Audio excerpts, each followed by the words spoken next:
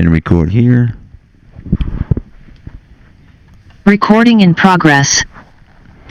Ladies and gentlemen, it's MGN Nation Podcast. Welcome to it.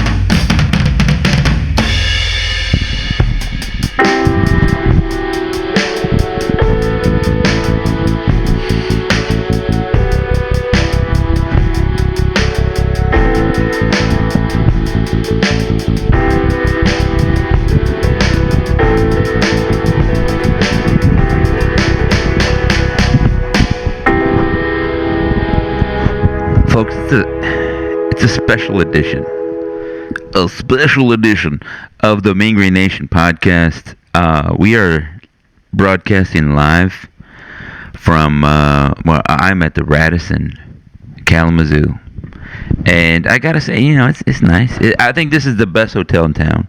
And I think somebody said, "Oh, you're fancy, huh? You're a fancy guy."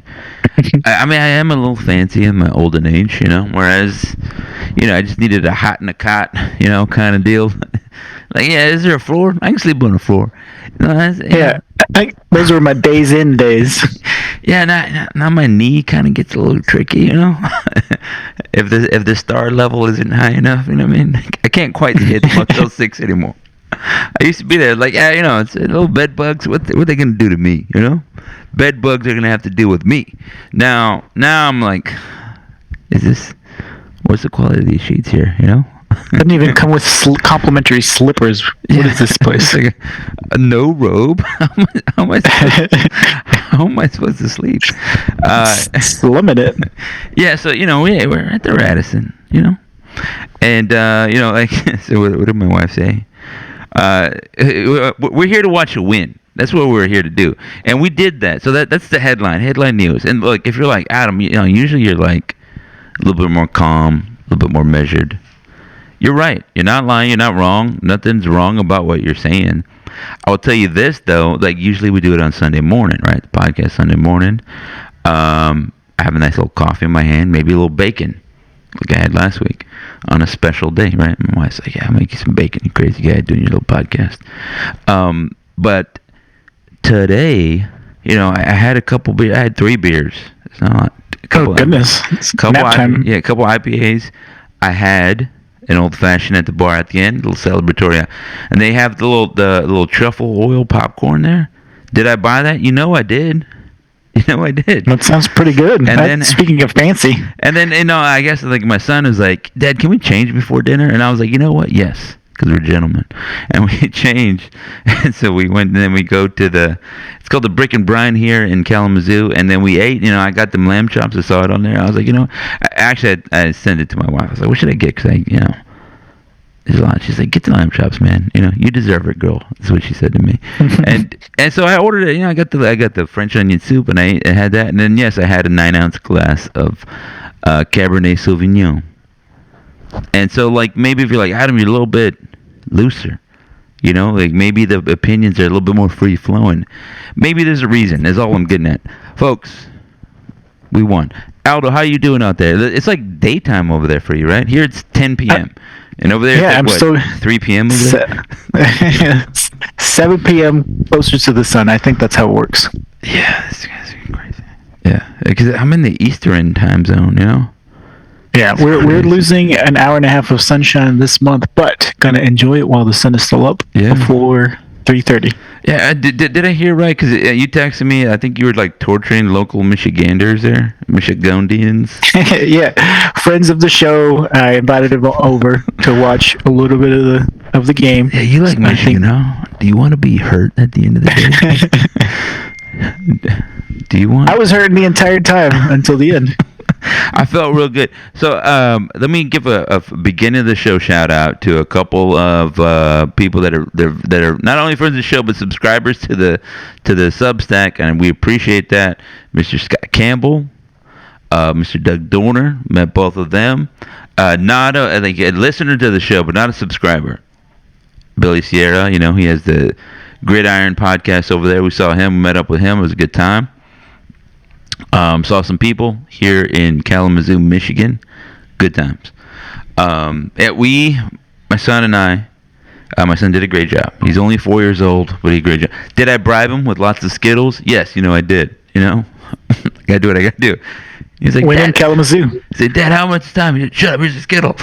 We got a third down. No, he had a good time. Right now, he's over there, chillaxed. And I know it's pretty late. He's chillaxed with watching Kung Fu Panda 4. And, I mean, that's what you do, you know? Yeah, had a kind of a similar experience. Wasn't at the stadium. I'm here. You're at on location. I'm here on location in my house on my couch, trying to watch a fourth down stop or a third down stop. And I got kids going, I want pizza. I want chicken nuggets. And I'm like, kids, I love you. I know I have to have a obligation to take care of you, but give me 2 seconds. They did not wait 2 seconds, but it was exciting. Yeah, so my wife says she was getting kind of nervous. She was texting me during the game. She was like, this subscriber, meaning her, of course, personally paid for MGN to have boots on the ground. We better come away with a win. And I was like, I'm cheering as hard as I can, lady. I don't know what you want me to do. So yeah, tough game, Blake. So going into the game, also, yeah, we met some Western Michigan alums. Let me just give you. I give it. See if I can keep this to 3 minutes. First of all, Kalamazoo, nice little town, right? It's midway. People insist here. It's midway between Detroit and Chicago. It feels to me, like Aldo said, like Aldo's like, oh, is that Northern Michigan?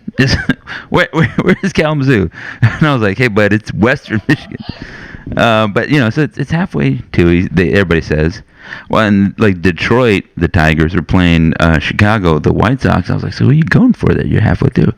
They're like, well, we're Michigan, buddy, so we're going for the Tigers. I was like, well, okay, understood. You know, like there's the thing here. It's like there were some good fans, lots of good fans. They had some little cheers.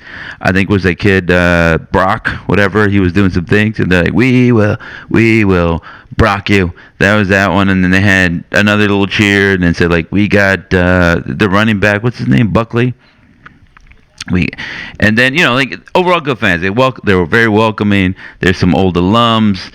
Some of them told a little story. They're like, this is a great spot because you see all the young ladies walk this way, and then they like to dress a certain way, and then you like see the other ladies walk that way. It's a good view, is what I'm saying. And I was like, you know what? You can't beat that. You know, you got a Letterman jacket in 1965. You know, you got to enjoy the perks in life. You know, you see the beautiful sights walk by as you're tailgating. And then one of them gave my kid a cookie. It's good times. Everybody was welcoming. Good time. We were explicitly said, you're welcome here. It's great to be here. Whatever. One guy thought I was like I had a kid on the team, so he inadvertently called me old. I was like, look, son, you know, I ain't nobody on the team. You know, this is my son right here. This guy, look at him. He's right here. Nobody on the team. What are you talking about? I'm not that old looking. All in all, good time. It was great views. I posted some of them. You got the clouds. It was a nice, brisk, very football weather. And in the fourth quarter, at overtime, it got hot, and that's why I think we got hot, right? Because we got the sun. It's a little bit like Superman. I don't know if you saw James Gunn's Superman. You're like, yeah, we need the power of the yellow sun. Or in Texas, that darn sun that we curse so much. We're like, we just need the white hot sun. Yeah, there's too much cloud cover. Like, what is it? 60 degrees.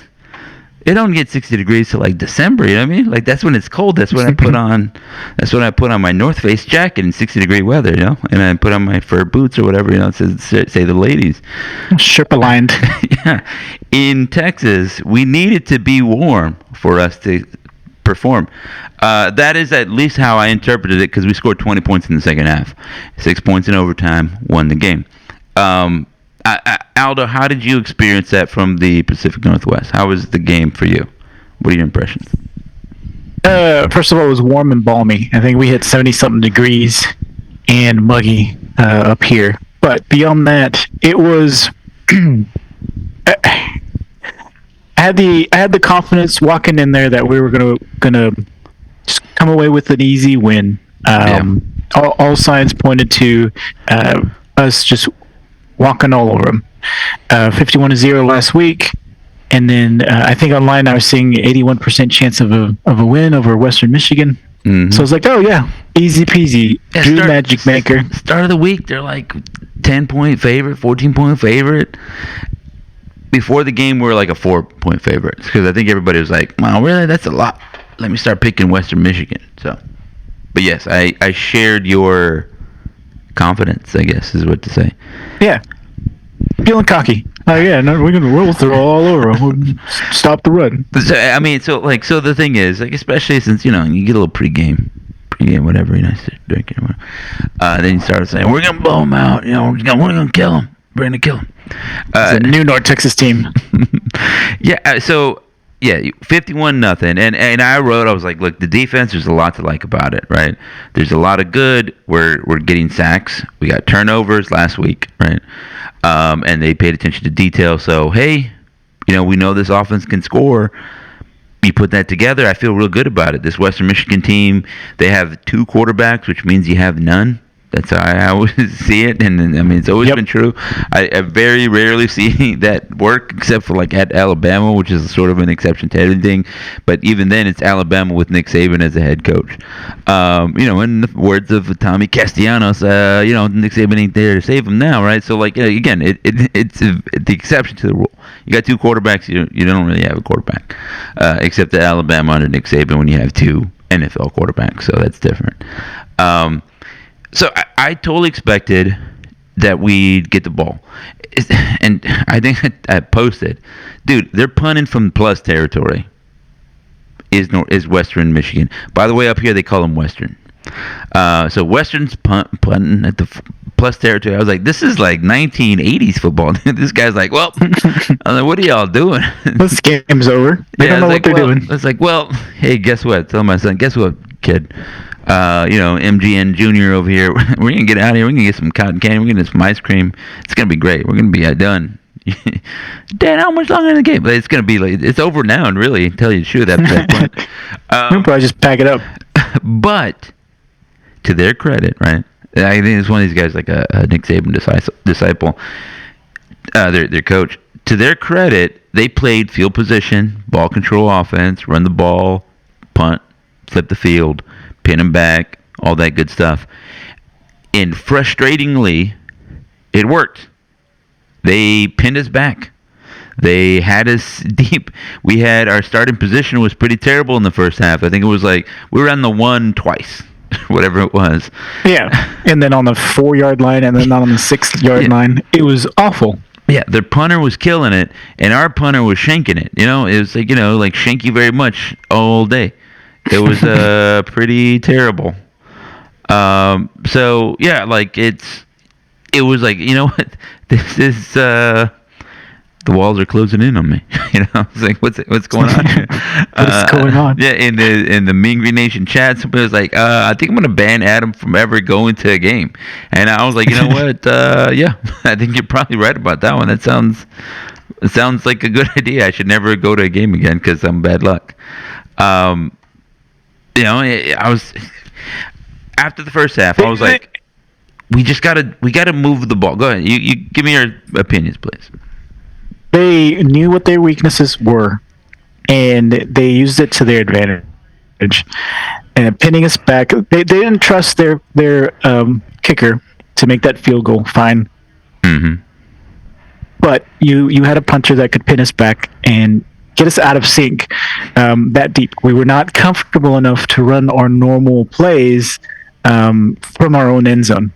And so that played in Western Michigan's favor, right? If we can't score here, or if we can't advance the ball enough to get a first down, then we're going to make you so uncomfortable that you're going to play very conservatively.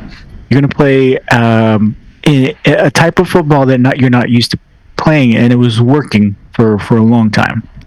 Yeah, so we coming into the game, we were a little skeptical of our rush game, and Western was very confident. Or I guess it's one of those things, right? They played Michigan State last week, or State as they call them here, and they were like, yeah, we shut them down in the second half. Like the event staff guy told me that. The waiter guy here told me that. Some random dude at the lobby bar here at the Radisson told me that. So I was like, I'm taking that 3-person sample as representative of the entirety of the Western Michigan fan base. That's only statistics, it's just nothing wrong with that at all. And so like I was like, yeah, this is. I've seen that enough times. I was like, okay, they feel confident in that. That's their like, hey, this is our claim to fame. We're going to shut them down. They have good offense. Sure, does North Texas, but hey, we shut down Michigan State. Now, I would say Michigan State probably like kind of packed it in. They're like, okay, we got this game won. Let's run the ball. It's not a big deal. We'll show some things later, and like that's kind of how it works. Because North Texas didn't really show the full breadth of their offense. We didn't break out that little screen, wide receiver screen that we had thrown a lot to last year's number 10. But we threw it to Wyatt Young in this one for a big gain this time. We hadn't really showed that this year. Showed it this time, right? So you keep things close to the vest. You're like, all right, we don't need to use this one. We'll just use base offense, whatever. But to your point, I totally agree. We were conservative because it was like, hey, position, we're backed up in our own end zone, this, that, and the other. Also, untested quarterback. Also, we're on the road. It's a little cold. It's not be crazy, right? All the weird factors. Let's not fall prey to trying too hard. Yeah, and so it was frustrating for us in the stands, right? There was a sizable contingent. It was like a lot of people in Section G. I was in D. There's some people in C and just kind of scattered around. By the way, I gotta say about the stadium, it's old, nice venue, like beautiful trees, view. But like my son, he's forward. Those things are like five. It was like a 5 feet drop for every step. All those things, he was like dropping all the way down. Like Section Double D. Was in in the nice one. It has the seat backs. I was like, this is kind of weird to have the nice seats way back here. Usually they're kind of closer, but you get that because those are closer to the amenities like the restroom. But it's very much like Rice Stadium, I guess, in that way. It's like old, and then you can see they added onto it, and whatever. So all that to say is that some people were in C, we were in D, right in the middle, 50-yard line. And a lot of people were in G, the visitor section. Good crowd early, but the students left at halftime. They were like, oh, we're done. That's enough cheering for Western. And so, first half, they were up 17-7, right? We scored right after they scored. We answered it. It was a scoreless first quarter. All that good. But like you said, it seems like we never really had a chance to play, right? We're like, okay, our first offensive possession, we're starting in the shadow of our own end zone. Okay, so we don't really do too much. Western, they were just like, all right, run the ball. We'll run for 3 yards in cloud of dust. 3 yards in cloud of dust. Hey, now we'll try to pass, but our quarterback sucks, and we're just going to run for it. He's going to run around. And he kept doing that. He had, for the game, 12 carries, 66 yards, 2 rushing touchdowns. Did the quarterback. He only threw for 75 yards. So, he's right there. He almost ran for old Army stat line. Yeah, it was kind of a weird thing, and to me, I'm gonna ask you this. It seemed like there was a couple of them where we got unlucky because we expected him to be a normal quarterback, right? He backed up and he was kind of lost the ball, and then we're like, oh, what do we do there? And then he just kind of sort of fell forward or just kind of scrambled in a weird way to get yards, and we're like, what was that about? Yeah, full credit to him is trying to find a wrinkle in where we were sound in a lot of spots. He just found a way to get those yards, which was impressive, frustrating for us. Yeah. But I was like, man, I wish we had a guy like that. Both Larry and Buckley doing that kind of stuff. Yeah, Buckley looked. I don't know what his stats were coming into the game. To tell you the truth, like how big he is. He looked big in person. I was like, this guy's a sizable dude. He had 30 carries, 112 yards. So that's only 3.7 yards per carry, right? And we kind of stuffed him late. But like I said, this whole game felt like a 1992 football game, where it's like we're gonna run the ball, and then our second option is running the ball. And our third option is, we're just going to run the ball again. Why not? And then we're going to punt the ball on 4th down and pin you back deep. And if we get the ball again, we're going to run the ball again. And it seemed like all of that was just happening to us. And we're like, wow, this field position game, defense and field position and running the ball. I don't know. Has that ever worked before? You're starting to say wow, I guess. And I think Mason Y. Barbo was like, wow, fancy that. That's a... Who could have thought that worked? And that's we were like, how are we losing this game when they had that touchdown by the quarterback? But it didn't seem like they were doing too much, right? I was like, we're losing though, right?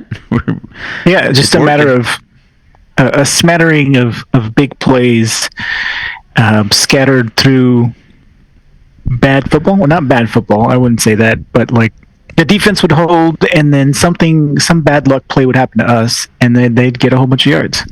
Yeah. So I tweeted this out, right? Like that their big plays. Western Michigan had 5 big plays in the second quarter. It was like second quarter, early second quarter, 8 minutes to go or something like that. That's when I tweeted that. They had 5 big plays. And by my rough estimation, I was like, wasn't that just all of Lamar's big plays? I thought they only had 3, if I remember correctly. No run games. So at that time, Western Michigan had 5, where Lamar only had 3. Now, again, it's Lamar, it's Western Michigan, but I think that was the tail of the tape, like you're saying. They scored 17 points in the second quarter. That was our first and second touchdowns ever allowed under Skylar Cassidy. It's hard to judge because I thought the defense played well for the most part. Yeah, I didn't know when you wanted to go into that, but I think we were caught off guard offensively, which caused the defense to kind of work differently. I don't know how to put it into words, but obviously in the first quarter they did not allow any points, but weren't able to stop them far enough to keep the punt from the punt game to back us up into a corner. Yeah. Right. I agree with that. Yeah, I'm trying to look up their average field position start drive. Let me look at that right now. Their average start was their own 46. Yeah, that's pretty good. That's insane. Ours was our own 25, right? And some of that was again after the whole game. Like looking at our first start, what did we start? What does it say? It's kind of hard to look it up from this view. But yeah, we averaged our own 25 and they averaged their own 46. I think that tells you a ton. Let me see if I can't look it up to some other way. Yeah, we started at the. It doesn't tell me. Where is it? Yeah, we started at the 12, and then we started at the 13, and then we started at the. Looks like the 0. What does that mean? Our own 19, our own 25. I guess the 4. I don't know why it says the 4. That's weird. Anyway, I think that's a weird kickoff quirk. I don't want to look at that anymore. But yeah, we averaged over 25. Not good. Yeah, I wanted to dive into the defense, but now you're pulling me towards special teams play. Well, okay, let's talk about defense. Let's get into that. So, I think there was a couple things that were not great. We let them break contain a couple times. The quarterback run game was disruptive to us, and their first touchdown, I think we had the tackle lined up, and it might have been Trey Fields. It was hard for me to see, our linebacker, and he missed the tackle, touchdown. Western Michigan, right? That was the first points allowed. And then the second one, I felt like they just kind of walked down the field a little bit, same kind of deal. And then they had that little play action to the. I thought it was a tight end leak, but it was a play action running back wheel route apparently. Same kind of deal. Like right, you got everybody tight end, you fake this way, and then you just kind of throw a little dinky pass, touchdown to them. So I think all of that was set up by our poor tackling. Like we didn't do a great job in that moment, and then they just sort of ground us down. Yeah, there was a lot of grinding, a lot of falling forward for 3 or 4 yards, which can be frustrating, right? Like hold your ground, quit doing that. At the beginning of the game, there was tons of adjustments being made by both teams, so it was kind of fun to watch the coaches go back and forth. Skylar Cassidy adjusting, and their coach adjusting, all in real time, right? But not any halftime adjustments. It was all right. We're going to do this thing, and this is how we're going to beat you. So, Western Michigan had 4 impact players: the Lowry, their QB, the 2 running backs, Buckley and Miles, I want to say, and that tight end. Who just kept leaking for a ton of yards. And they were using, one part of it is that physicality that we're talking about, getting pushed over at the line of scrimmage, but even though we still weren't allowing. We were filling the gaps. We were doing this, making the tackles. Sure, they were getting first downs, but we were keeping the game in front of us and not allowing anything behind us. The Western Michigan adjusted, and then they started moving, guys like Buckley around, and so we would try and follow them, and that's kind of what happened on the first touchdown run by Lowry. Is they put the running back in motion, so that pulled one of the linebackers away from the box, and then Lowry ran forward. One guy missed a tackle, and the other guy was blocked, and then that was it. He sprinted for the touchdown.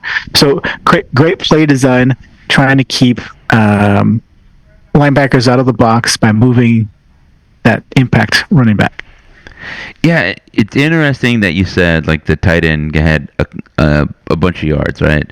Because I agreed with that, and like I feel like they moved the ball super well. But then you look at the cumulative stats, they only had 300 yards, right? I think they had the time of possession, 36 minutes. Again, it was just a classic, we're going to control the ball, you're not going to get it. Yeah.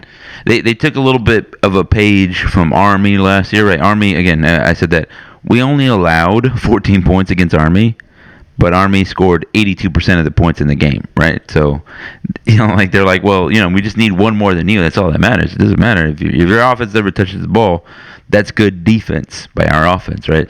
And Western Michigan applied that. They had a great first half. They were up 17-7, right? It all worked in their favor. They scored. We go down real quick when we score. Okay, cool. But then they score again. And then we get stopped at the punt. Then they grind it out a little bit and get a little field goal, right? So our defense plays well, holds them to a field goal, but, it's 17.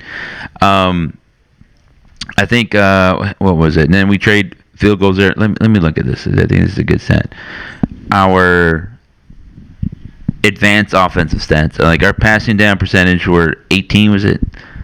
We had 18 passing downs, which is 29%. They had 25 or 35% of their stuff. And what is this other one that I saw? Okay, big plays. They had 7. That's how they ended. That was great. This is so we felt like the defense wasn't as great, and they weren't. They allowed 30 points, right? Last week they allowed 0, but 7 big plays for 140 yards. We had 17 big plays for 311 yards. So it's good. It makes it harder when you have to go farther, right? It sounds like a dumb thing to say. Them starting at their own 46 or whatever. Yeah, you don't need that many yards. They don't have to go that far. Yes, right. Exactly. So you don't have to be as efficient to make it work. And that's where they were beating us. Is they didn't have to go that far. We made some mistakes, both on special teams play, or special teams plays, and then random penalties that some of them were ghost. I think we all want to talk about the special teams. Let's finish talking about the defense first. We allowed 50% conversion. They were 9 of 18, and some of that was because they were grinding, and they had some short yardage, and they just kind of went for it, and then just like they pushed it forward and they got it.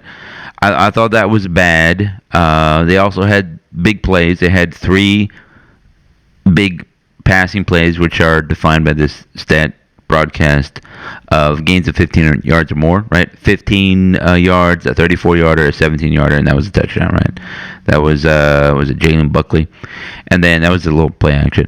And then they had 4 for 74 yards, big plays of 10 or more yards. A 13-yarder, a 25-yarder, that was the keeper. That was the one he escaped. A 26-yarder by Jalen Buckley, and a 10-yarder.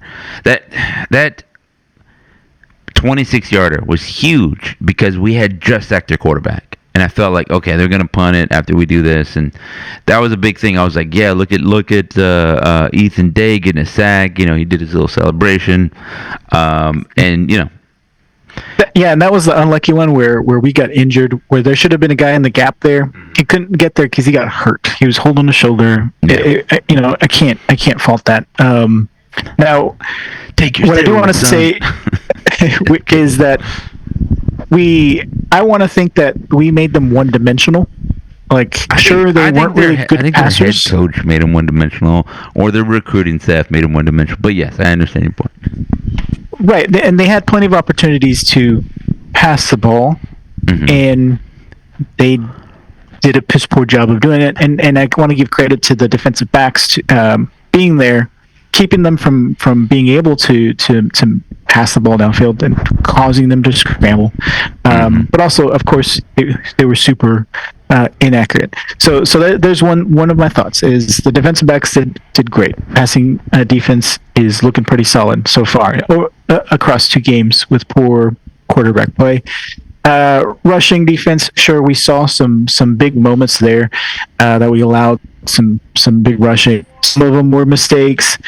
Some of them were just good plays by Western Michigan, but we adjusted really well across the game. They tried some stuff, we adjusted. They tried some other stuff, and they beat us, but then we adjusted again, and we kept going back and forth. And finally, towards the fourth quarter is really what ended the game for them and boosted the offense. Is the defense were making plays behind the line of scrimmage. Yes. So before we were getting pushed over, but we would keep them from going down the field, right? We would get pushed over, we stop them, they get 4 yards. Now we were hitting them behind the line of scrimmage and really making an impact where we were just disrupting what was working for them, causing them for them to be out of sync and outside of their comfort zone, which then allowed North Texas offense to really thrive, and which is great to see, right? The defense stepping up and giving the offense an opportunity to get out the hole that they dug themselves in, which, we haven't been able to say something like that in a long time about the defense. Yeah, I was telling, friend of the show, Billy Sierra, that that I felt like this reminded me a ton of Luttrell's first year, I think it was, against Rice, right? I talk about that a bunch because it was like we started against Florida, and then we didn't score. The offense was pretty terrible, and then we start that game against Rice, and I was like, man, it's 5 quarters of play, and this offense has not scored a touchdown, and I think we had 3 first downs total. So I was like, it sure is. It's an air raid that doesn't raid or air it out or nothing. Nothing happens. And it was like a 4th and 14, and we hit a Kieran Rutherford, and he gets that one. And some of it was luck because the guy fell down. But you can hear the rumbling in the crowd. There's a big crowd at Rice, right? It's like Denton South, and everybody's like, oh, I don't know, who should have guessed? Why do we have this guy anyway? Everybody's getting upset. And then it just kind of clicked. So this game felt a lot like that. That game we ended up coming back. We won in overtime. This game, very similar, right? You can hear some grumblings, right? Maybe we aren't good. Maybe there's some tweets, right? I don't know. Eric Morris kind of sucks. I don't know. Maybe the defense not good. And I think it was great that we pulled it out. We got back in an old stadium too. We pulled it out and went in overtime. Very similar. And if you are a hater of a Luttrell thing, but that was a bounce back year. It was important. We went to a bowl game. Everybody had feel good vibes. And I do not hate Seth Luttrell. I think that he just kind of made some poor choices, like second half of his time here. 9 passes. Yeah. 180 yards that were big plays, and some of these were huge, and I also think that some of them were there was a lot of other ones that we just dropped, right? Wyatt Young had a big drop, and then many drops. Yeah, Miles Coleman had a big drop where I feel like the offense, if we get some of these and we start scoring, then Western Michigan cannot play their little game. And they were doing this thing. They're like, if this game comes down to can we get a first down, let's do it. And then also, if we have to rely on we'll just throw it up to our 82 and see if he can't get a pass interference. And then that'll be the game. If that's the first down we get and then we win that off of that, that's fine. We don't have to play a great offensive game. We just need to make sure that North Texas doesn't have a great offensive game. And they nearly had that, right? There was if they can get a first down and kick a field goal, they win the game, in the fourth quarter, and that's it. It would be very lucky, but it would be deserved because they controlled the game. They made the game ugly, and that was it. So let's get in the mud. There's no mud, but let's get in the mud, so to speak, and play it ugly. We're just going to pin you back, and that's football. It's a valid strategy. It's high risk, high reward, in my opinion, but they nearly got there, right? Given the pieces that they have, I think they played their hand the way you play it, and they nearly got it. But I want to talk about this. Drew Mestamaker, there's a big contingent of fans there. He made an NFL throw. He only had 224 yards, which means it's the first game he's not had 300 yards passing in his career. No interceptions. He took a couple sacks, and there was a couple times I felt like he was staring a couple guys down, whatever like that. But he was backed up in his own end zone. And then he looks left, there's somebody there. He scrambles right, kind of tiptoes the sideline. Doesn't do the Detroit Lions quarterback where he steps out of bounds like a goofus. But he looks over and he fires a rope. Right, slings that thing in there and hits Simeon Evans, right? Catches on the side, steps out of bounds. First down, North Texas. Now, we end up punting on that one because there's another drop, whatever. But well, before you move on though, he did that twice. Yeah. There was another one he found White. And he dropped it, but I think that was the White Young the drop or the Miles Coleman drop. But so the first one was the White Young drop. I think he created something out of nothing. That one he got us out the shadow of our own end zone, and that is definitely a play that we'll all forget. Right, we're not going to show that in the highlight reel, right, on the clips and whatever. Nobody's going to be on TikTok showing that one because it didn't really result in anything, but it was a shouldn't play, right? I always talk about that, can your guys make a play that shouldn't happen, right? You don't reasonably expect your quarterback to escape pressure in the end zone, right? Tiptoe the end line along the back of the end zone and throw a frozen rope, quarter way across the field, right? 3/4 of the way across the field, right? And on the money. Because you're well, this is only the third game he's ever played, and he's playing at North Texas. He's not playing at, Alabama or something like that, right? But he did that, and you start looking at that, you're like, man, that was kind of an NFL throw right there, right? That was a big time throw. Yeah.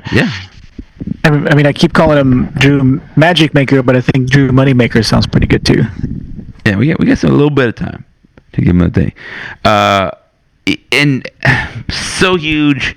I think that was huge. This is the one where they I think friend of the show, Mr. Greg Godecker says, yeah, I felt like they, meaning the opposition, tried to come after him a little bit.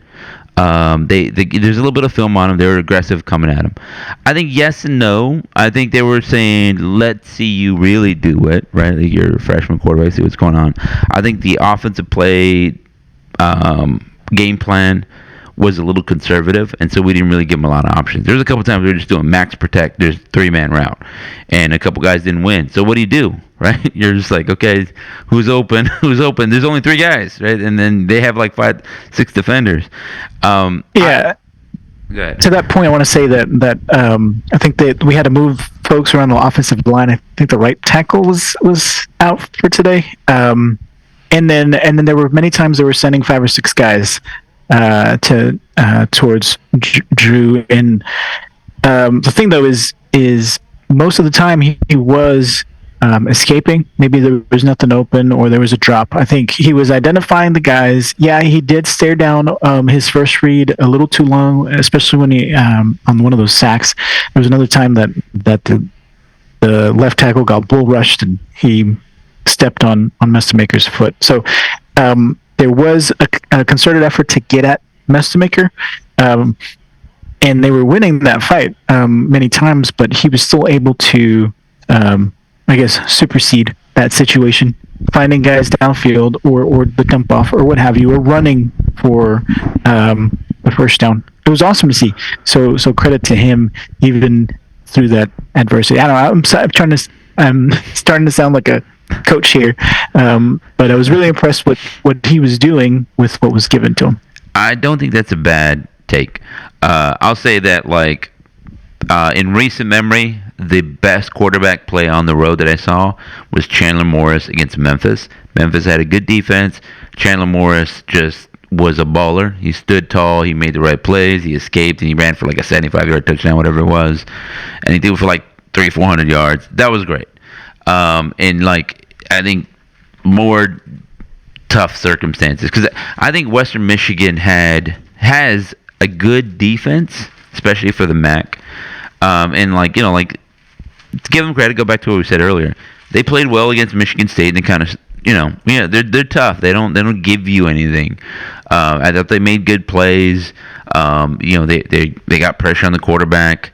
I thought Drew Mestemaker made some young quarterback decisions. I don't want to say mistakes, decisions. Like, he was staring at a guy and he was like, he's not super open. Let me just hold a little bit longer, scrap, and then he found a guy. But he's always keeping his eyes downfield, right? He didn't tuck it and run, right? You see a lot of that. He didn't force it into double, triple coverage. He maybe took a check down when he shouldn't have, right? Or he maybe stared down something, maybe almost it took a sack or a couple sacks, or because I think it was 3, right? 3 sacks on a day. That's nothing crazy. Well, the Dorner touchdown is a good example of that performance throughout the game, where he was getting pressured.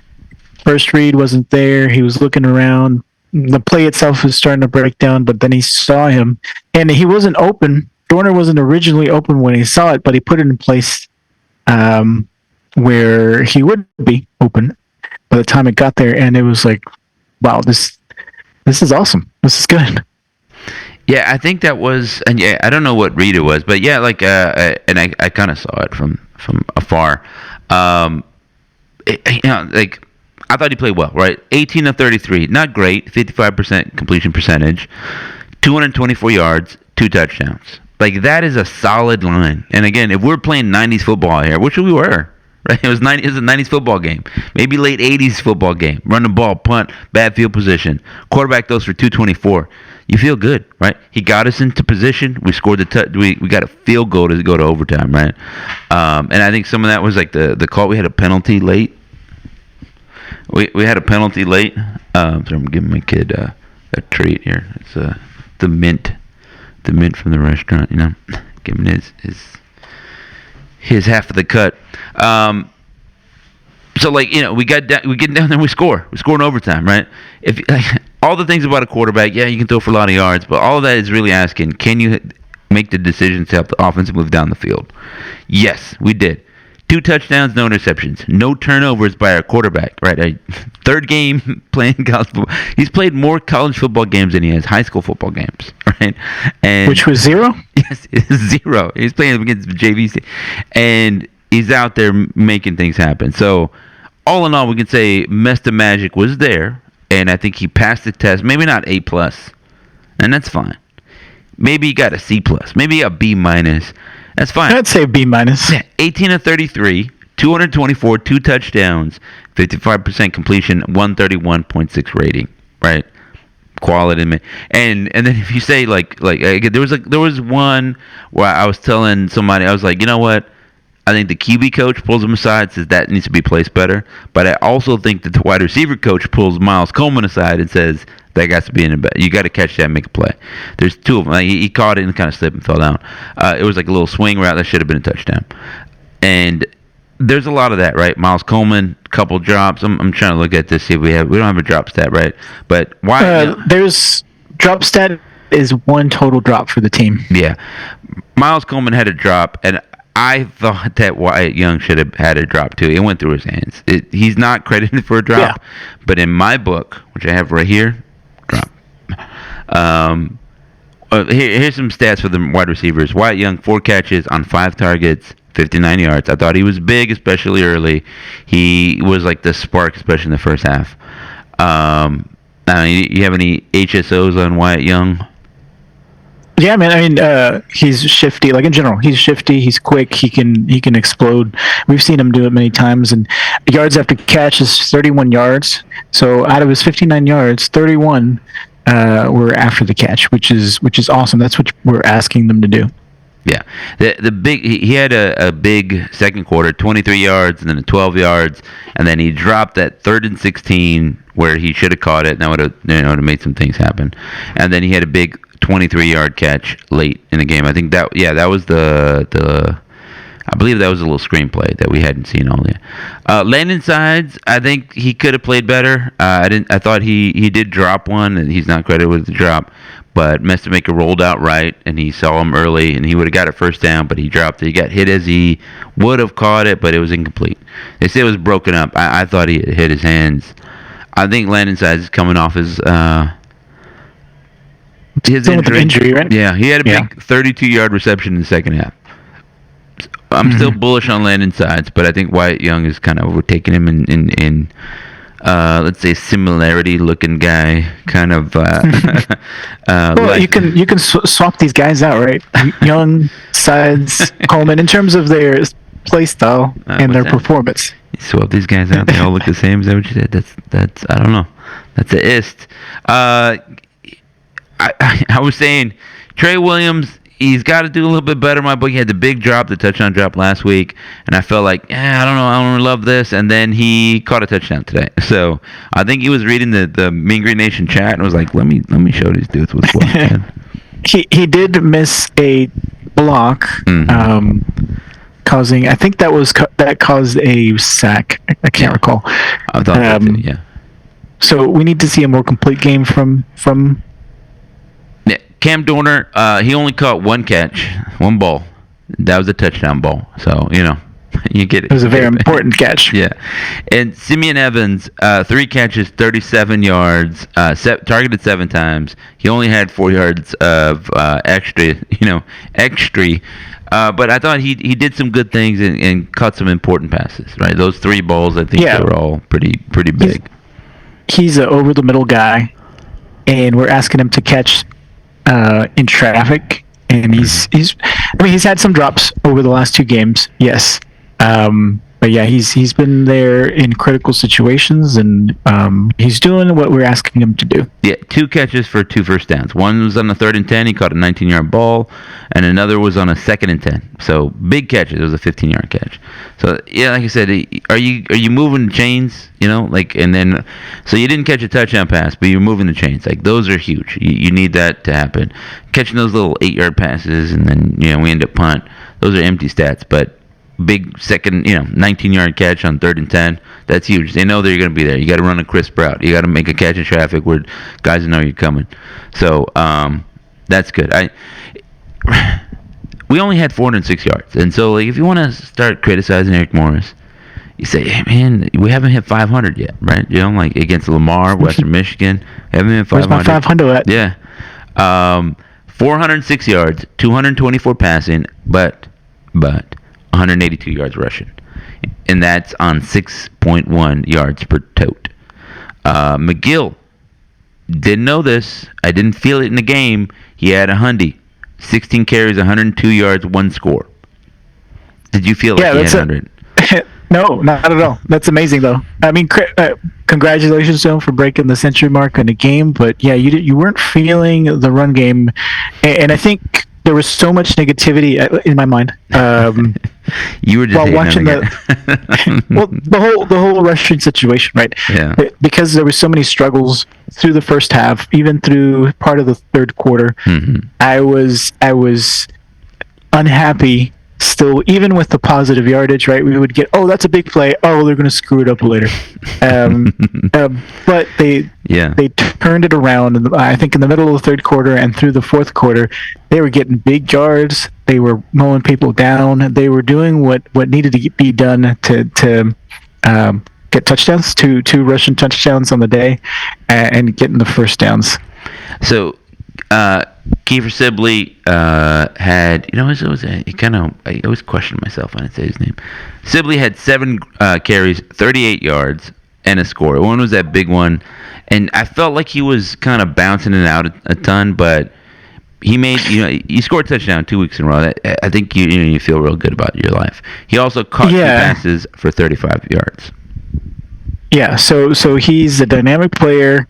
But my HSO on him is that he breaks it outside too often, and so you can't get you have not been able to get a good read on our run blocking or our run scheme because he keeps bouncing it out. You got a better taste for it with McGill following blocks. So I'm hoping Sibley gets a little bit more discipline there, and yeah, he broke outside and got a touchdown. Like, I'm not going to complain about that, but really, the rest of the time, you cheered in a real complainy voice, like, "No, I guess I touched it." I mean, he got 6 carries. Right, his longest was 21 yards. So 1 carry for 21 yards. That means 6 carries for doing the math real quick, 17 yards. And not super great. I get what you're saying. Jaden Becks, 2 carries, 18 yards, but he had a big, huge 16-yarder. That was huge to me, and I think that got us into, was it the fourth quarter? It was a fourth quarter run. He bounced it outside. He almost scored. It was 2 minutes left in the game. That got us in like real close, like chip shot field goal range. And then I think they gave it to him to try to run it in. We could have won the game there and then, but like I think that's a huge 16 yards, right? Like to me, like I don't know the percentages off the top of my head, but I have to imagine that 16 yards increases your likelihood of making a field goal by like 30-40% or something like that, something ridiculous. A buttload. Yeah. So I don't discount the value of that run. I wish he would have scored and all that other good stuff, but huge run. That was crucial. Let me see. So like 6.1 yards per carry is the North thing. I don't feel like we ran the ball that well, and like to your point, I feel like we had a gashing run and it was like a big run, and then eventually we had a punt. Right? We got sacked next play or something silly like that. So, but we out-offensed them, right? 403, more first downs than them. We didn't have a great third down conversion, and this kind of gets back to what you're saying, 6 of 14. But our yards per play, 6.4. There's 4.3, right? We ran 63 plays. They ran 71. Again, because they were just ball control and stuff.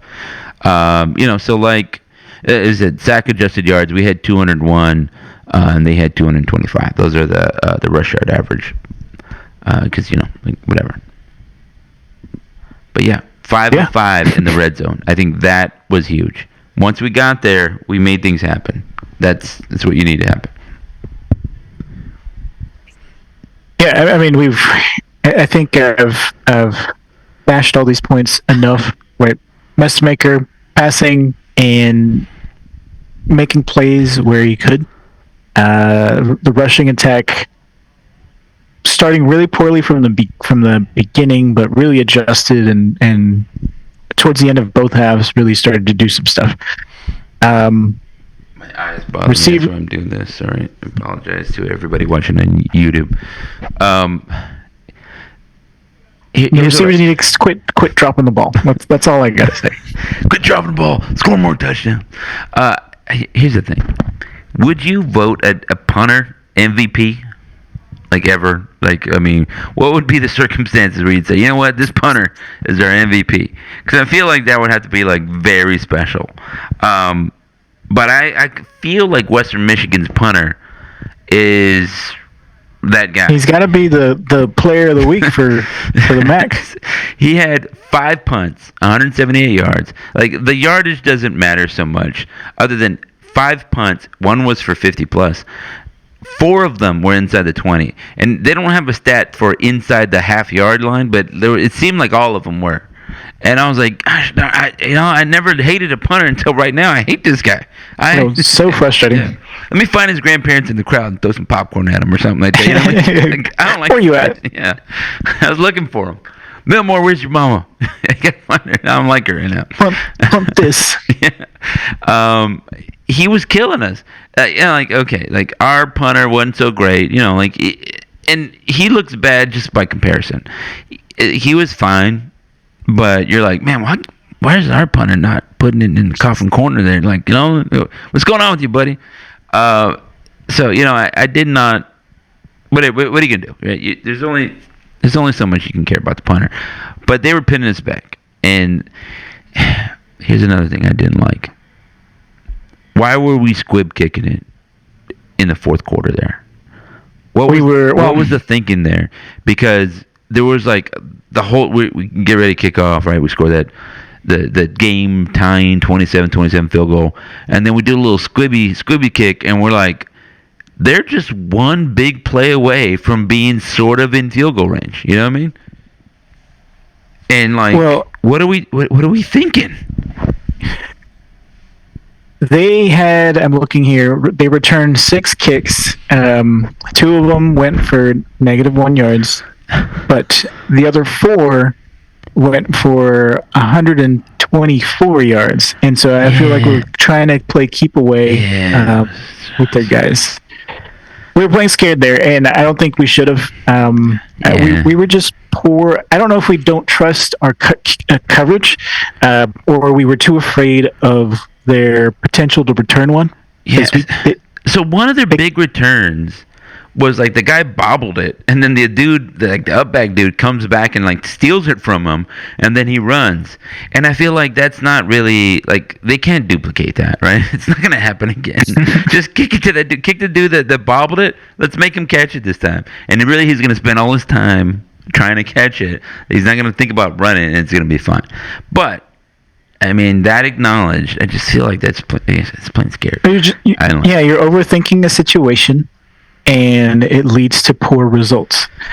Yeah, dude. I feel like that's how you end up, you put yourself in other bad positions, and I felt like that's what we were doing today.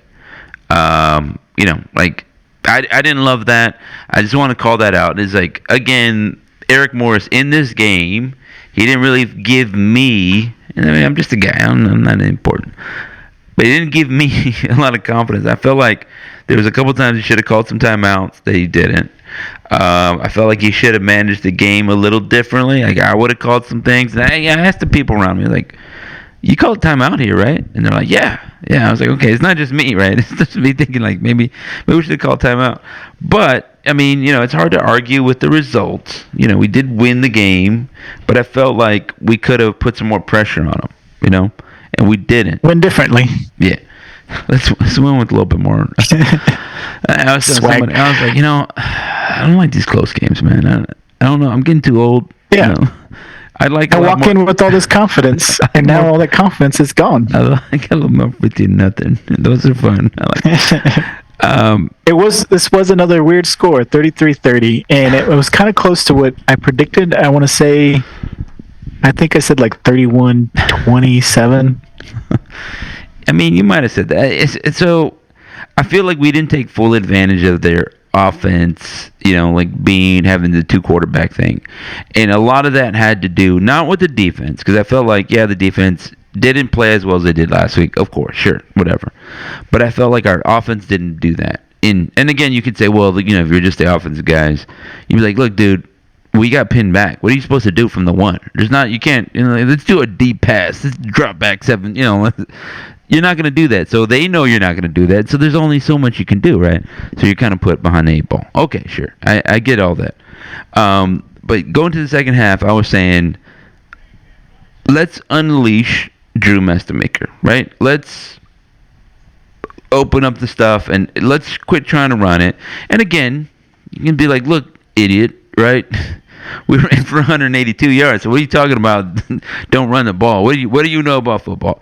But I felt like the runs opened up after we said, you know what? Let's test them deep. Like we got a pass interference, right? Or like not a pass interference. We got a ball called back. We threw it to Landon Sides down the sideline. He didn't catch it. He caught it really, but he was out of bounds. But I felt like that was, hey, let dude over there at the corner. We're gonna throw your way. Hey, DC, you're calling this game. We're looking to take the top off you, and we can do it, right? Hey, next time maybe he doesn't step out of bounds. So maybe you got to change up your coverage a little bit, right? Put a little sitting quarters a little bit deeper. Maybe we can run against you.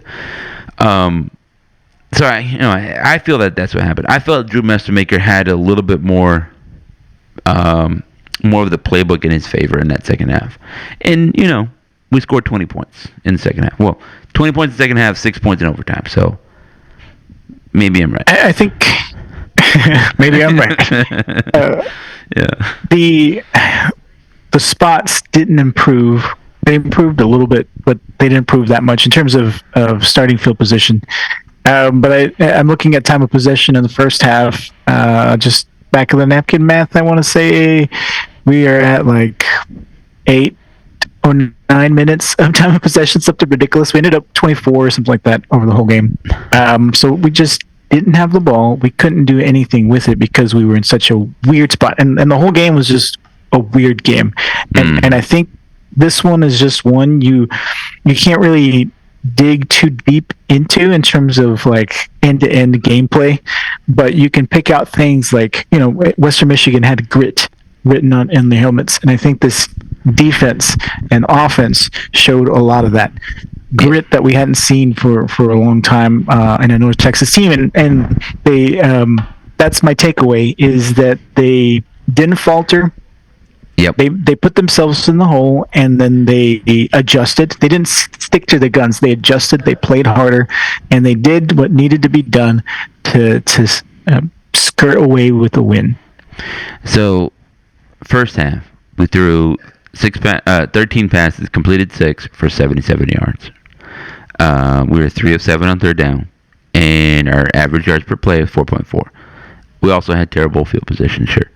Second half, like the entire second half, we threw the ball 20 times, completed 12, 2 scores, 147 yards. So I feel good about that. 3 of 7 on third down. Same difference, I guess. And then we had 7.6 yards per play. I think we were throwing the ball downfield a little bit more. We took a sack. We didn't allow a sack in the first half, and we got a sack in the second. There was also a self-sack. I think he just kind of tripped and fell down. But in the fourth quarter, right, you need you guys to make plays. 7 of 11, one score, 78 yards. I like that. And to your point, right, I think all that just to support your point. When it's time to go win, right, like, okay, bad first half, bad circumstance, bad whatever. It's time to go win now. We need to win, right? Whatever happened, these are the circumstances that presented themselves. Here's how you go win the game, right? How do you win this game right now? You get a stop, you go score, right? That's it. We did that. We got a stop, we went to go score, game over, right? So our super young quarterback, our defense that we've been begging for to be average, they held him to only 300 and some yards, So, on average, 200 yards per game. That's not terrible. Yeah. It's not terrible at all. Bad that our first FBS game of the season in the Skyline Cassidy era allowed 216 yards, but they only allowed 87 yards passing. 303 yards total. I'll take that. And 4.3 yards per play. Like, there's a lot of takeaways from this one. We got a sack. We did not get a turnover in this one. Right, so that's the thing there, and I think, again, friend of the show, Billy Mean Green, was an MG Gridiron podcast.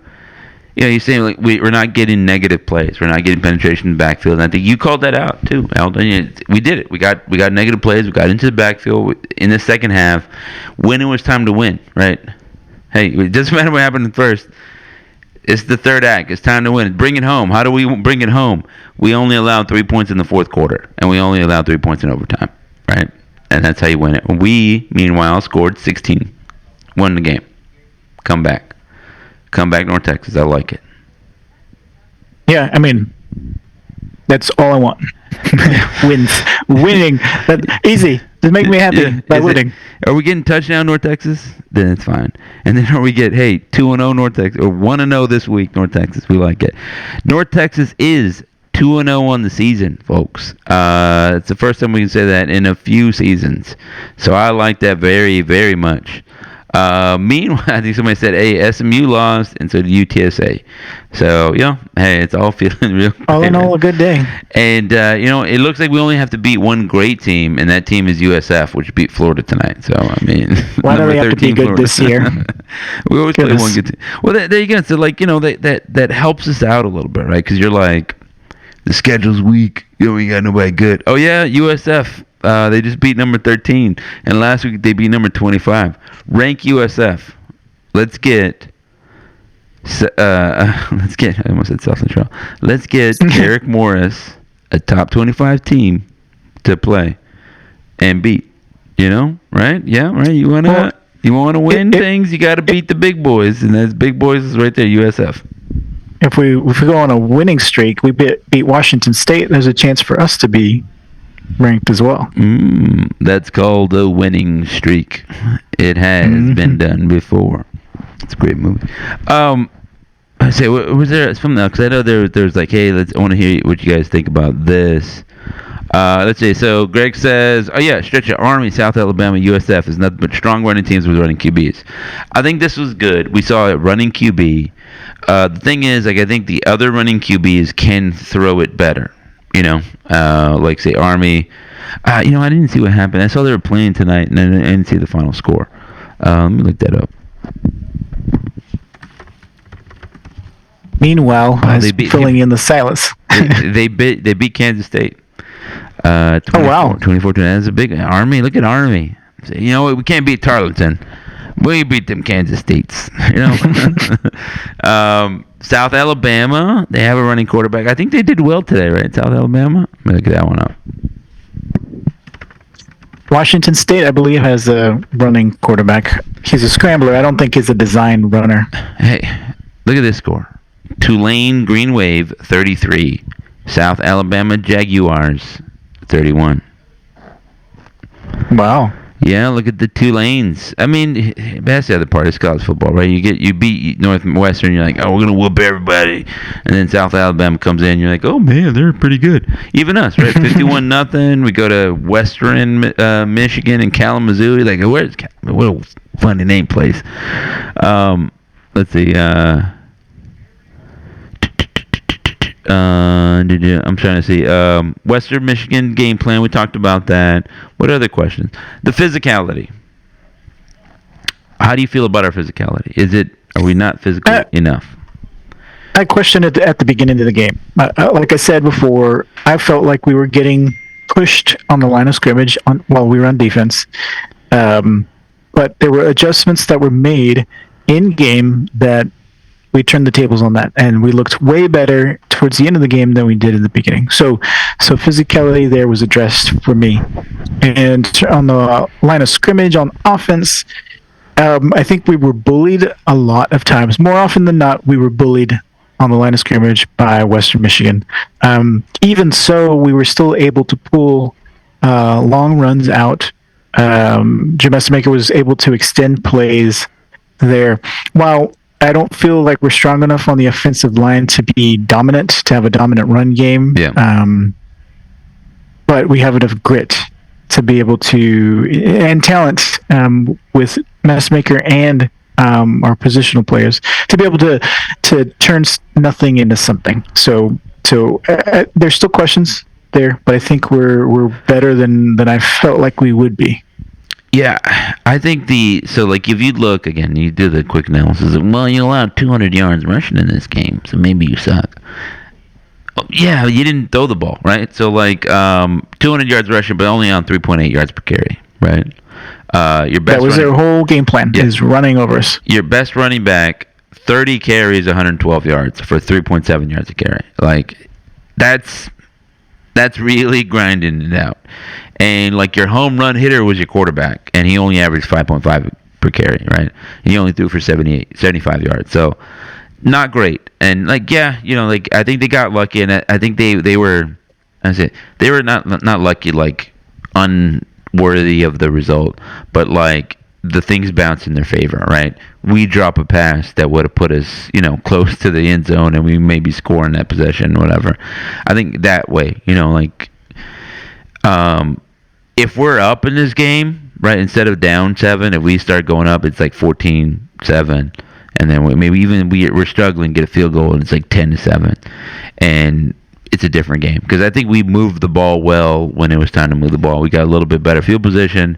They went up and down the field a little bit better. Did North Texas, and so then maybe their grinded out game doesn't work so well, right? But again, credit to them. They said, hey, we're at home. It's kind of a cool day, fall day, football weather. We're going to play defense, we're going to play field position, and we're going to run the ball. And it worked. Their punter played great. Fantastic punter.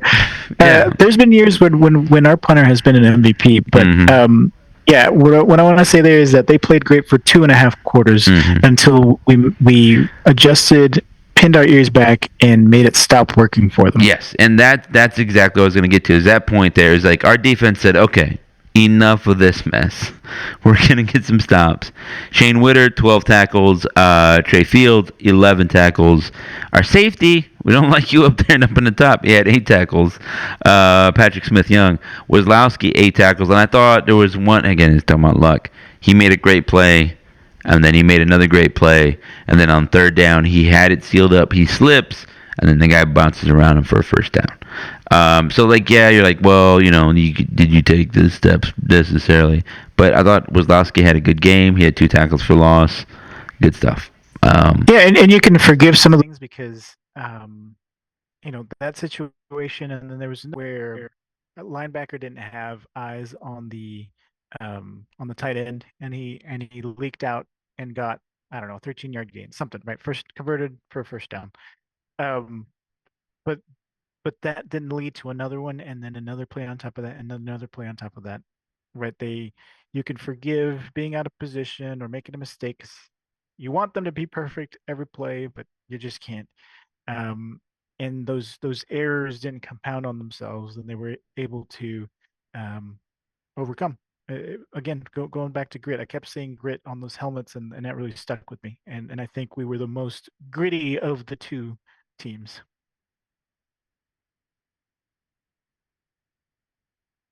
Do I need to keep bapping? So at the end of the day, I'm thinking.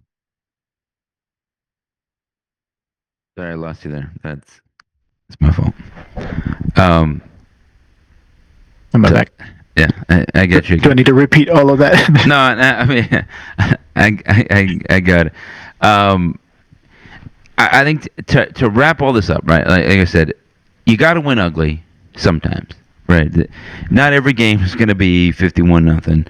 Not every game is going to be blowout wins. Quarterback throwing for 5 touchdowns in a game, carried off, whatever. You got to win ugly. This is an ugly win, and then again, sometimes you got to win ugly against a team that you feel like you should have beat. Those are the marks of teams. Like, yes, it's true, and I've written this before. You should beat bad teams. I don't know that Western Michigan is a bad team. I think that they are sort of like a what is it? Like a handicap team. Like, I think they have to figure out their quarterback situation. But I think if you put like a serviceable QB there, like let's say you got Reese Poffenbarger, right? Who's talent and experience, and you dropped it on Western Michigan. I think they probably win this game because they can throw the ball, right? I don't know that this Lowry kid can throw the ball downfield. I don't know that Jones, who was like their like I don't know, he threw like a deep pass and they only went 30 yards. He's like, all right, you're the Hail Mary arm guy, and he's like, okay, and he only went like 30 yards. Like that was like 25 yards short of the end zone, dude. What are you doing? So like that's the thing. If you get a guy in there that can play, then suddenly Western Michigan might be a little dangerous. Because I thought their defense played well-ish, right? Again, they didn't really have the backing. If you have a quarterback to do some play action, right, you're running. Hey, stop, throw an accurate ball.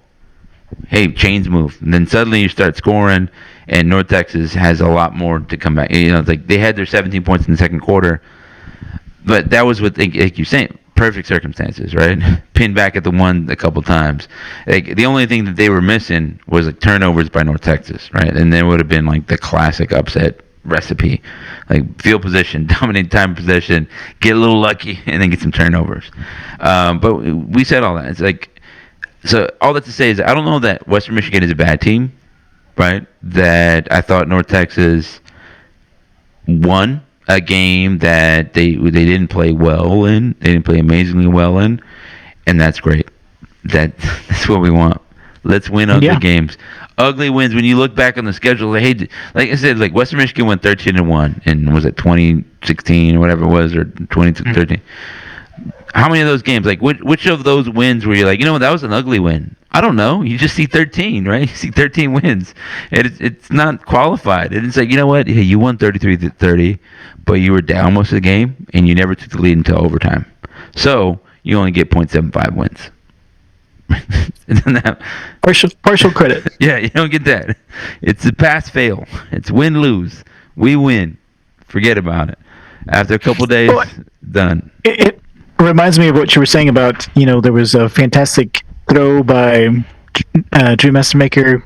Wasn't a safety, right, from the end zone, and the guy caught it. Didn't turn into anything, but you help out your field position for a later drive.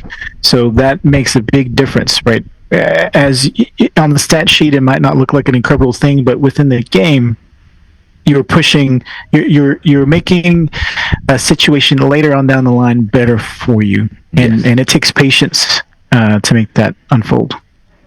Hey, so I think there's the thing too is like we could have laid an egg, we could have lost, it's a much easier sell for the ticket selling people, right? To say, hey, 2-0 coming to North Texas to play Washington State.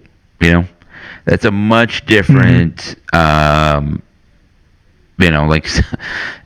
line. Like, hey, we lost last week, but we need your help to support. Come out, sell out Apogee. It's like now it's like, hey, 2-0. Our quarterback has not thrown an interception. Right, 5 touchdowns on the year. Let's pack. Come see his 4th start ever. Yeah, pack the dat. And it sounds so, but it always sounds terrible when you say that. Pack the stadium. We're bringing a quality opponent, Washington State. I mean, how did they do this week? I didn't even see it. How did they do what now? Like, did they win this week, or are they gonna play? It's pack football. They're still playing right now. It's the second quarter just started. We just had kickoff. It's midnight. Yeah, so Kalamazoo is East Coast, and this has thrown me off a ton because it's 11 p.m. right now, 11:24 p.m. So for you, what was it, like 7 a.m.? 8:24. Yeah. So next week is going to be 3:30 p.m. in Central Time, right? The best time is what I say. Like it's the best situation. I feel good about it. We went on the road again. It gives me so much the same vibes as that Rice win, where we beat a team that was making it play. They were uglying it up. I think we were better than Rice. We had to come back, win in overtime, right? And it was like, okay, I see where we're going with this. Like, we can turn it around. That was the second game of Mason Fine's career, or third game or something like that. Well, correction, it's going to be 2:30 Central Time. I'm looking at 12. I'm looking at this. Yeah. Golly, jeez, this Throwing you off. Yeah, because like my wife was like, hey, my daughters had soccer games today, and I was like, okay, let me know when to FaceTime, because I just kind of want and watch a little bit. And she's like, okay, it's at 11. And I'm like, at 11, I call her. She's like, what are you doing? It's like, and I said at 11. I was like, oh, it's 11 here. Right now, I'm calling at 11, but for you, it's 10. Like, oh, jeez. I'm dumb. Yes, I'm going to be hosting a watching party at the house. Going to have a lot of Washington State alums that I work with come by, and my wife works with. There's a ton of them out here, obviously. Yeah. And so we'll host it, put a projector in the back area so everybody can see. They're going to know. Smoke a pork shoulder, make some pulled pork tacos. Yeah, look at this guy, they can't lose. Did you know that Aldo's hosting a watching party for colleagues and coworkers and stuff? You can't. Full stomachs can't lose. Yeah. So, I mean, I already know it's going to be a one. Anyways, we're back at home. Let's pack the stadium. Let's have a good time. Go Mean Green. I feel good about it. This whole trip has been an excellent trip for me. Is good time, good quality time with my son, good stuff. So yeah, go Mean Green. Awesome, go Mean Green.